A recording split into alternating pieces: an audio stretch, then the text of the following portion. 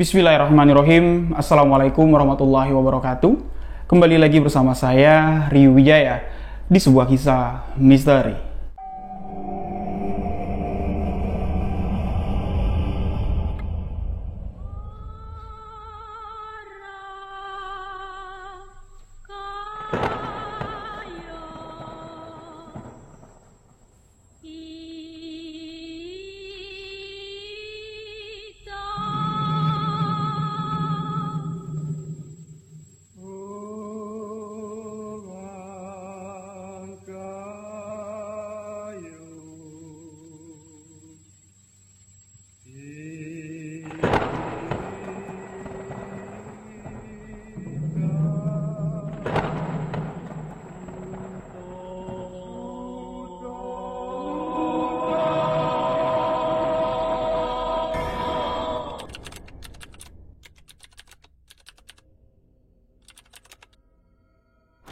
Di video sebuah kisah misteri kali ini, kembali saya akan menceritakan satu kisah kiriman dari seorang sahabat.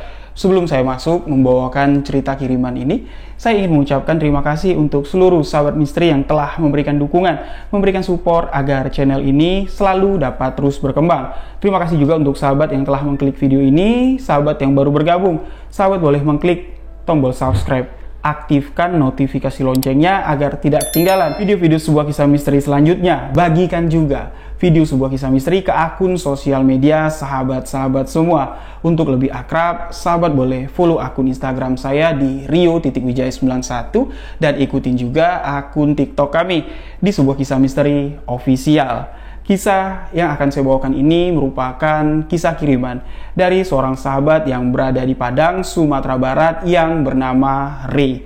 Berlatar waktu di tahun 2011, Ray mengalami kejadian mengerikan ketika beliau tengah praktek di salah satu rumah sakit.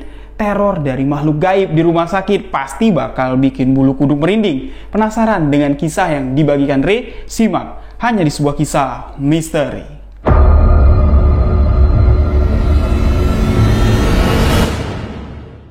Padang, Sumatera Barat, 2011.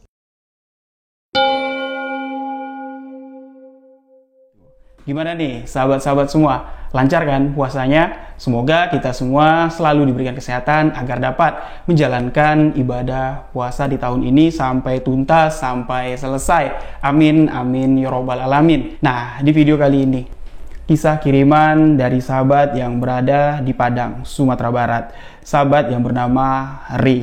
Beliau ingin membagikan pengalaman di tahun 2011 bersama teman-temannya ketika Ray dan kawan-kawan praktek di salah satu rumah sakit. Ray, di tahun 2011, beliau harus melakukan dinas praktik itu di luar kota Padang. Ray dan beberapa orang kawan, diantaranya Refdi, seorang laki-laki, Putri, seorang teman perempuan, Nanda, seorang teman laki-laki, dan Nika, teman perempuan dari Ray.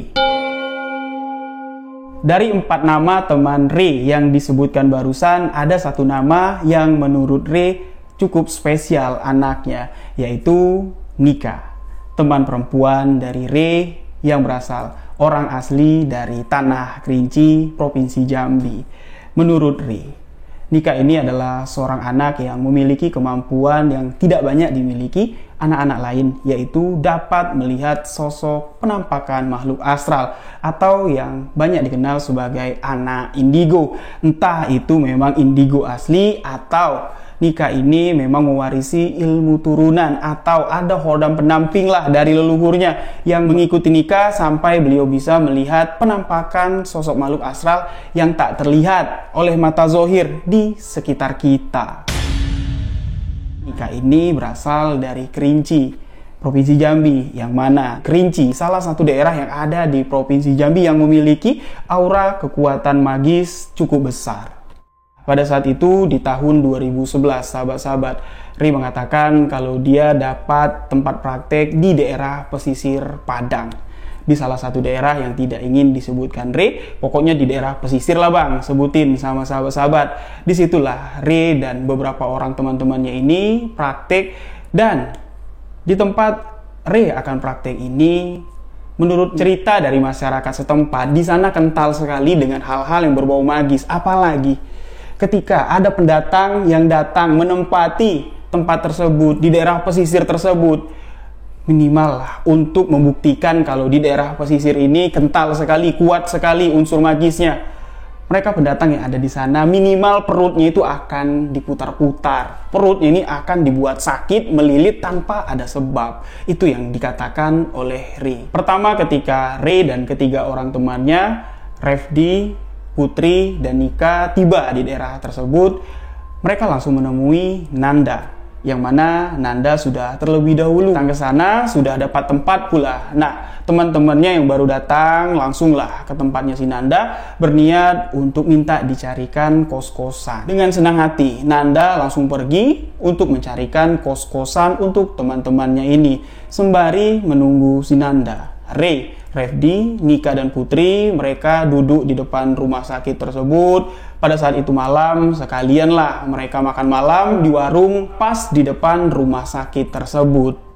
Setelah menunggu beberapa waktu, Nanda pun datang menghampiri mereka dan mengatakan kos-kosannya sudah ketemu. Yuk, kita langsung ke sana, cek mana tahu cocok, bisa langsung kalian tempati.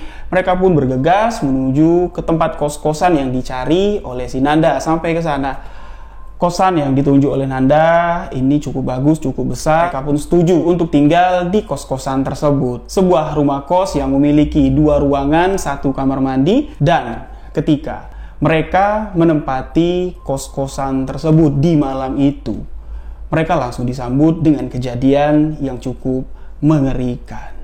Mereka yang menginap di sana, mereka mengalami kejadian yang serentak. Mereka merasa ada sesuatu yang aneh di perutnya. Mereka merasakan sakit perut yang sangat teramat luar biasa di jam 1 malam. Mereka merasakan rasa sakit di bagian perut. Di dalam perutnya itu seperti ada yang muter-muter. Ketika dibawa ke toilet, pengen dibuang lah, istilahnya kalau sembelit ya, pengen BAB lah. Tapi tidak ada yang bisa BAB. Dari jam 1 malam, mereka merasakan sakit perut yang aneh ini sampai di waktu subuh. Setelah subuh berlalu, rasa sakit itu seketika menghilang, mereka pun dapat tertidur setelah subuh berlalu. Mitos yang ada di daerah pesisir tersebut yang tadinya cuman dianggap Ray hanya sebagai cerita masyarakat yang ada di sana, yang tadinya Ray sama sekali tidak percaya hal itu bisa terjadi menimpa mereka. Dia pun percaya bahwa di daerah pesisir tempat Ray dan kawan-kawan menjalani praktek ini bukan tempat yang sembarangan. Kejadian misteri selanjutnya dialami oleh Ray ketika beliau menjalankan dinas praktek di rumah sakit tersebut. Di sana, Ray ditempatkan di poli anak atau di ruang rawat anak-anak. Nah, di sini Ray mencoba untuk menjelaskan atau menggambarkan denah lokasi ruang anak tempat Ray praktik di rumah sakit tersebut. Beliau mengatakan ruang anak itu ada di lantai 2. Di lantai 1, pas di bawah ruangan anak, itu adalah ruangan kosong yang dijadikan gudang. Ruangan tersebut tertutup rapat, terlihat sudah terbengkalai cukup lama. Nah, tidak jauh dari ruangan yang terbengkalai ini, gudang yang terbengkalai ini, di sebelah kirinya itu ada pintu menuju kamar mayat. Ray mengatakan kalau mau naik ke lantai 2 ke ruang anak tempat Ray praktek, otomatis di sini beliau harus melewati tangga, yang mana tangganya ini pas sekali bersebelahan dengan ruang kosong tersebut. Nah, dari tangga, kalau kita mau naik ke atas ke lantai 2 ruang anak tempat Ray praktek, kalau kita melihat ke sebelah kiri, setelah melihat ruangan kosong tersebut, di sebelahnya atau di ujung sebelah kiri itu terdapat sebuah pintu, dan itu adalah pintu kamar mayat. Banyak cerita-cerita yang Ray dapat dari teman-teman yang dinas di sana kalau ruangan tersebut sangatlah angker sekali. Keangkeran ruangan tersebut di sini diperkuat dengan kejadian misteri yang dialami oleh teman sejawat dari Ray yang sama-sama praktik di rumah sakit tersebut. Beliau di sini pernah mengalami sebuah kejadian yang sangat menakutkan sekali ketika beliau melewati tempat tersebut untuk menuju ke ruangan lain untuk mengambil sebuah infus. Namun belum sampai ke tempat untuk mengambil infus, teman sejawat dari Ray dikejutkan dengan sosok penampakan hantu berkepala buntung. Namun ketika teman-teman menceritakan kejadian itu kepada Ray, Ray di sini tidak terlalu mendengarkan. Ray di sini tidak terlalu memperdulikan kejadian-kejadian yang menyeramkan yang terjadi di tempat tersebut. 2 hari sudah Ray menjalankan dinas di rumah sakit tersebut, ditempatkan di ruang anak yang ada di lantai 2. Dan di hari ketiga tersebut menjadi hari terakhir Ray berdinas menjaga ruangan anak yang ada di lantai 2 rumah sakit tersebut. Ray mengatakan mungkin di hari itu, di hari ketiga ketika dinas di ruangan anak yang ada di lantai 2, mungkin hari itu adalah hari paling sial dalam hidupnya si Ray. Dia dinas malam dari jam 9 malam nanti sampai jam 8 pagi baru bergantian shift. Dan di malam itu, di jam 9 malam, masuklah si Ray ini ke ruang penjagaan di ruangan anak. Bertemulah dia dengan sahabatnya yang bernama Nika. Disapalah sama si Nika. "Hai Ray, kamu jaga malam ya?" "Yoi, malam ini saya dapat gantian dinas malam, Nick." Lalu di sini Nika kembali bertanya kepada si Ray, "Gak ada teman lain?" "Nggak," jawab Ray. "Saya sendirian yang dinas malam pada malam ini." Di malam itu, yang dinas malam di lantai 2, laki-lakinya itu cuman Ray seorang. Nika di sini menegaskan sekaligus mengingatkanlah kepada sahabatnya si Ray ini dengan mengatakan, Ray, nanti kamu jangan lihat-lihat ke bawah ya. Aku cuma mau bilang, di tangga itu ada sosok kuntilanak. Dia paling gak suka kalau ada laki-laki yang sering melihat ke arah bawah. Dan kamu perlu ingat juga, kamu lihat Mika di sini menunjuk ke arah pojokan. Di situ ada sebuah kursi roda. Mika mengatakan kepada Ray, kamu jangan pernah sekalipun mendekati kursi roda tersebut, memindahkannya, apalagi sampai kamu duduk main-main dengan kursi roda tersebut. Dan ketika kamu nanti masuk di jam untuk ngecek pasien-pasien yang ada di ruang-ruangan di lantai 2 ini, saya pesan sama kamu, jalannya nggak usah terlalu terburu-buru, Ray. Karena di sini banyak anak-anak kecil yang bermain. Takutnya nanti kalau kamu jalannya terburu-buru, nanti kamu tersandung karena mereka ramai sekali warawiri bermain di jalanan ini. Mendengar apa yang diucapkan Nika, Ray di sini cuman terdiam. Dan dinas pada malam itu pun dilaksanakan oleh Ray. Di jam 11 malam, semua tindakan terhadap pasien-pasien yang ada di sana sudah beres semua, diselesaikan oleh Ray. Setelah semua itu beres di jam 11 malam, Ray pun berkumpul dengan perawat-perawat yang dinas di lantai 2 ruangan anak pada malam itu di ruang penjagaan. Di sana perempuan semua, Ray lah laki-laki satu-satunya yang dinas pada malam itu. Ketika mereka tengah asik ngobrol, di situ ada perawat senior. Perawat senior ini seorang perempuan, si Uni. Ray menyapanya. Uni di sini memperingatkan kepada adik-adiknya yang perempuan yang dinas pada malam itu. Adik-adik, Uni di sini mengingatkan kepada adik-adik, jangan keluyuran kemana-mana. Kalau ndak penting-penting banget, jangan warawiri, jangan naik turun, jangan bikin gaduh. Nanti kalau adik-adik keluyuran, ketemu dengan sesuatu yang menakutkan, Uni ndak tanggung jawab, yo. Uni sudah mengingatkan kalian. Kalimat yang diucapkan oleh perawat senior ini sangat tegas sekali, sebuah peringatan yang membuat suasana pada malam itu menjadi sedikit mencekam. Dan di malam itu, karena Ray ini satu-satunya laki-laki di ruangan jaga, jadi si Uni perawat senior menempatkan Ray untuk beristirahat di ruangan dokter yang ada di ruangan jaga di lantai 2 rumah sakit tersebut. Letaknya memang agak sedikit masuklah ke dalam dari ruang jaga. Ruangan tidak terlalu besar. Ray ditempatkan dengan alasan yang lain tuh perempuan semua. Nggak enak nanti mereka tidur, entah gimana mereka tidur, kamu laki-laki sendirian, nggak enak. Jadi kamu istirahat di sini. Ray pun beristirahat di ruangan dokter tersebut. Nah, di malam itu sekitar jam 12 malam, tiba-tiba di sini Refdi ngechat si Ray yang sedang dinas di lantai 2 rumah sakit tersebut. Isi chat tersebut mengajak Ray untuk ngopi-ngopi di warung yang ada di depan rumah sakit. Refdi mengatakan, "Ray, turun Ri sini, ngopi yuk. Di sini ada Putri, ada Nanda juga. Yang mana ketiga sahabat dari si Ri ini, mereka pada malam itu sebenarnya sedang menjalankan dinas malam juga, tapi di ruangan yang berbeda. Ri pun di sini menerima ajakan Refdi dan kedua orang temannya di jam 12 malam lewat untuk ngopi-ngopi di warung depan rumah sakit. Ri juga mikir ya, aku belum ngantuk. Toh juga di sini kan rame, cewek semua lagi, nggak mungkin lah mereka lagi ngobrol-ngobrol, aku nimbrung. Ya memang dari jam 11 setelah Ri selesai tindakan, dia masuk ke ruangan dokter sampai sebelum Refdi ngechat, ya dia merasa boring sekali. Dan ketika Ri keluar dari ruang dokter, melihat di ruang penjagaan, teman-teman perempuannya semuanya sudah tertidur. Ri pun memutuskan keluar dari ruangan anak di lantai 2 rumah sakit tersebut untuk menghampiri teman-temannya untuk ngopi di jam 12 malam lewat pada malam itu. Ngobrol, ngopi sama teman-teman memang di sini membuat waktu tidak terasa berlalu. Ketika Ri melihat jam sudah menunjukkan pukul 1:30 dini hari.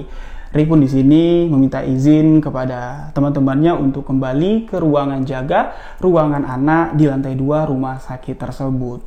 Seorang diri di malam hari, di jam 1:30 dini hari. Ri berjalan melewati satu persatu ruangan yang ada di rumah sakit tersebut menuju ke ruangan anak yang ada di lantai 2. Ketika Ri menaiki tangga untuk menuju ke lantai 2 ke ruangan anak tempat beliau jaga, di sebelah kiri itu kan sudah dijelaskan kalau ada ruangan kosong terbengkalai dan di sampingnya itu adalah kamar mayat. Ketika Ri baru menaiki beberapa anak tangga, dari sebelah kiri, beliau melihat sekelibat ada bayangan hitam yang warawiri lewat di depan pintu kamar mayat. Seketika Ri di sini melihat ke kiri untuk memastikan itu bayangan siapa. Tapi ketika Ri menoleh, di situ tidak ada seorang pun.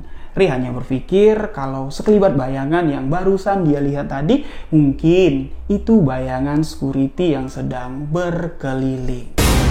Ri pun terus menaiki tangga untuk sampai ke lantai 2 ruang perawatan anak. Sampai di lantai 2 dia masuklah ke ruang penjagaan. Dia melihat perawat-perawat yang ada di sana sedang tidur. Ri langsung masuklah ke ruang dokter. Setibanya di ruang dokter, di sana terlihat sudah terbentang sebuah kasur. Ri berpikir mungkin uni-uni perhatian sama si Ri, dibentangin kasur biar Ri dapat beristirahat. Di ruangan dokter tersebut ada jendela kaca yang ditutupi oleh sebuah horden dan ada sebuah kayu untuk menggantungkan baju atau pakaian dokter yang berwarna putih untuk digantungkan di ruangan tersebut. Awalnya pada malam itu Ri berniat untuk tidur, namun perasaannya tidak enak. Ri merasa ada sesuatu yang terus memperhatikannya. Dan tiba-tiba dalam heningnya malam di ruangan tersebut, di ruang anak yang ada di lantai 2 rumah sakit tersebut, Ri di sini mendengar ada suara langkah kaki. Ada suara langkah-langkah kecil yang tengah berlarian. Jelas itu terdengar dari arah koridor rumah sakit. Dan Ri mendengar ada suara kursi roda yang seakan-akan sedang didorong oleh seseorang. Terdengar pula suara kursi roda yang seakan-akan ditarik maju, ditarik mundur. Suara itu terdengar jelas sekali. Dan Ri juga di sini mendengar suara roda dari tempat tidur pasien yang bisa dibawa warawiri itu loh. Terdengar seperti ada yang mendorong. Ri di sini berpikir, di jam segini bukannya tidak ada tindakan lagi ya. Toh juga tadi aku melihat uni-uni yang ada di ruang jaga, perawat-perawat yang ada di ruang jaga semuanya dalam keadaan tertidur lelap. Nggak mungkin nih ada pasien. Itu yang ada di pikiran Ri. Ri pun coba untuk mengabaikan, tidak menghiraukan suara-suara yang sebenarnya cukup membuat Ri ketakutan pada malam itu. Tapi pada malam itu, setelah Ri mencoba untuk menetralisir rasa takutnya, berpikir positif tentang apa yang didengarnya, Ri di sini mengalami kejadian yang makin mengerikan. Ruangan dokter tersebut, di situ kan ada jendela kaca. Kalau dari dalam, jendela kaca itu ditutup dengan hordeng. Nah, Ri di sini mendengar kacanya itu seperti ada yang memukul-mukul. Duk duk duk, duk duk duk, duk duk duk. Getaran dari kaca jendela tersebut dapat didengar jelas oleh Ray. Sampai-sampai horden yang menutupi jendela kaca tersebut, horden yang berada di dalam, itu turut bergeser, bergerak, bergelombang. Seakan-akan ya memang pukulan atau getaran dari kaca itu memang benar-benar ada. Ray di sini mencoba untuk kembali berpikir positif, apakah ini cuma halusinasi saja yang kualami. Lagi-lagi di sini ketika Ray mencoba untuk berpikir positif, berpikir kalau apa yang terjadi ini bukanlah hal-hal yang berbau magis, gangguan dari makhluk gaib.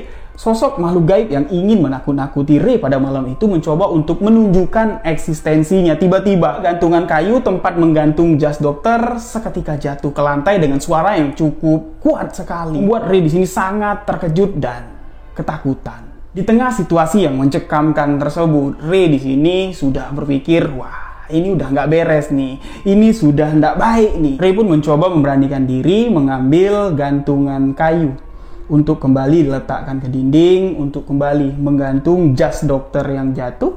Namun ketika Ray menggantungkan jas dokter yang terjatuh tadi, Ray sempat melihat ke arah ventilasi luar yang ada di atas jendela yang tadi bergetar-getar seperti ada yang memukul-mukul. Ray di situ melihat di balik ventilasi ada penampakan sosok yang mungkin dikatakan oleh orang adalah sosok perwujudan genderuwo. Terlihat dari sela-sela ventilasi, sosok itu berdiri. Terlihat bagian matanya merah, menyala tajam, menakutkan sekali. Ray yang melihat langsung sosok tersebut, Ray ketakutan. Dia langsung ke tempat tidurnya, ke atas kasurnya, ngambil selimut. Dia selimutan sampai menutupi seluruh tubuhnya, sampai kepalanya itu ditutup dengan selimut karena rasa ketakutan dengan penampakan sosok tersebut. Di atas tempat tidur di dalam selimut, Ray di sini sangat ketakutan sekali. Dia memejamkan matanya, dia tidak bisa tidur sampai di mana Ray dibangunkan atau dikejutkan dengan suara uni-uni atau perawat-perawat perempuan masuk ke ruangan dokter membangunkan Ray yang dikira mereka Ray ini sedang tertidur. Dibangunkanlah si Ray.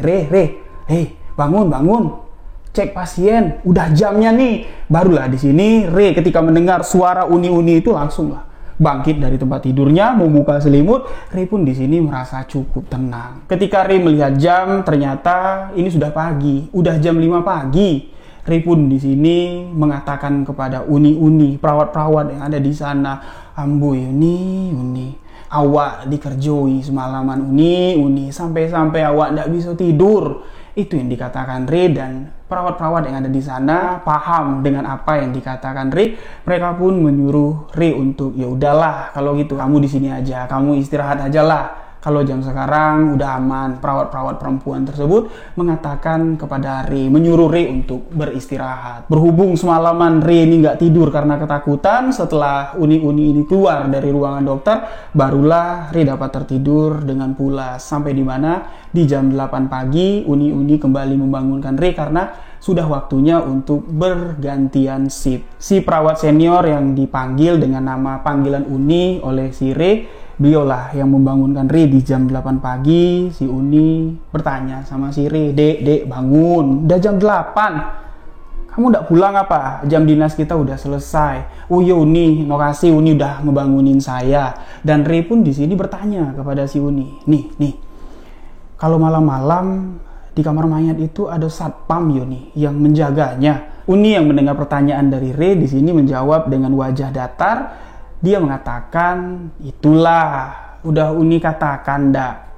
Kalau malam jangan keluyuran, jangan kemana-mana. Tuh kan, pasti kamu melihat sosok yang mengerikan. Mana adalah kamar mayat dijaga, apalagi malam-malam. Ndak ada siapa-siapa yang menjaga ruangan tersebut. Itu yang dikatakan oleh si Uni kepada Ray, menegaskan bahwa yang dilihat Ray itu bukanlah bayangan dari security yang menjaga ruangan tersebut. Dan keesokan harinya dengan rasa takut yang masih kuat sekali melekat di ingatan si Ray mencoba untuk mengurus, bisa ndak yo kalau aku ndak di ruangan poli anak ini lagi, pindah di poli lain. Dan alhamdulillah Ray dapat mengurus hal tersebut dengan alasan kejadian yang mengerikan dialami oleh Ray. Sempat heboh, sempat gempar lah pada masa tahun 2011 di rumah sakit tersebut.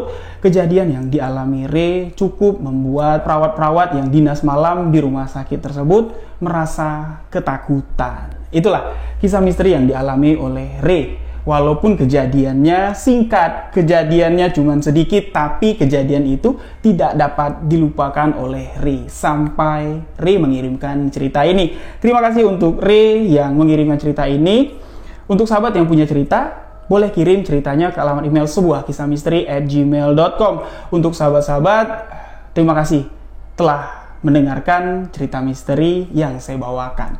Mohon maaf jika ada salah kata, salah ucap dalam penyampaian kisah ini. Saya Rio Wijaya mengucapkan wabillahi taufiq wal hidayah. Wassalamualaikum warahmatullahi wabarakatuh. Salam sebuah kisah misteri.